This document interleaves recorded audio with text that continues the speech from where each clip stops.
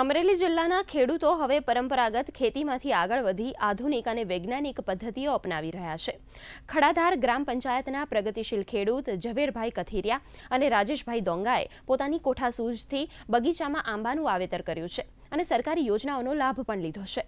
તેઓ કેરીના ઉત્પાદન માટે કવરિંગ પદ્ધતિનો ઉપયોગ કરે છે, જેમાં દરેક કેરી ઉપર કવર ચડાવવામાં આવે છે, જેથી વરસાદ, હવામાનના પ્રભાવ અને સોનમાખી જેવી જીવાતોથી ફળ સુરક્ષિત રહે છે। અન્ય ખેડૂત વેસ્ટ ડબ્બા પર લિક્વિડ લગાવી કેરીના ફળોમાં જીવાત નિયંત્રણ કરે છે, જેથી કોઈપણ પ્રકારના પેસ્ટિસાઇડ્સનો ઉપયોગ કર્યા વગર કેરીના ફળને સુરક્ષિત રાખી શકાય છે। આ ખેડૂતોની ઓર્ગેનિક કેરી 2000 રૂપિયા પ્રતિ 10 કિલોના ભાવે ગુજરાતના વિવિધ શહેરો અને રાજ્ય બહાર પણ વેચાઈ રહી છે। ખેડૂતોને સારા ભાવ મળતા તેમને ઓર્ગેનિક ખેતીની માટે પ્રોત્સાહન પણ મળી રહ્યું છે।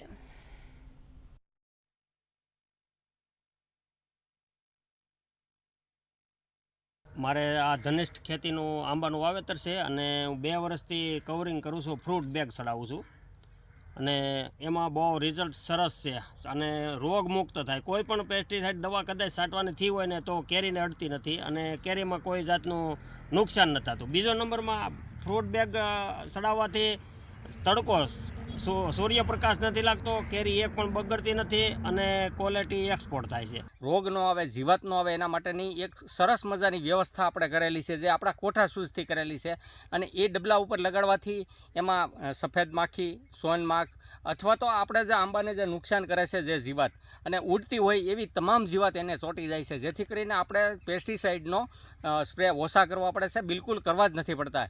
नहीं, इसमें क्या है, खाने की क्वालिटी बहुत अच्छी है और दूसरे आम से बेटर है ये।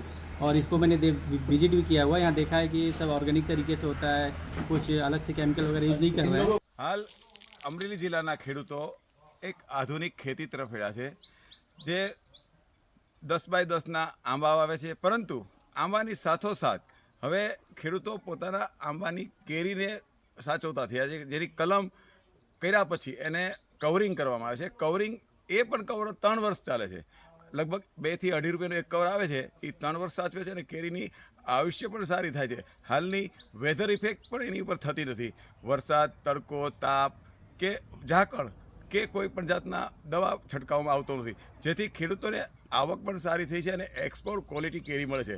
પચપતિયાથી દૂરદર્શન માટે હસમુખ રામાણી।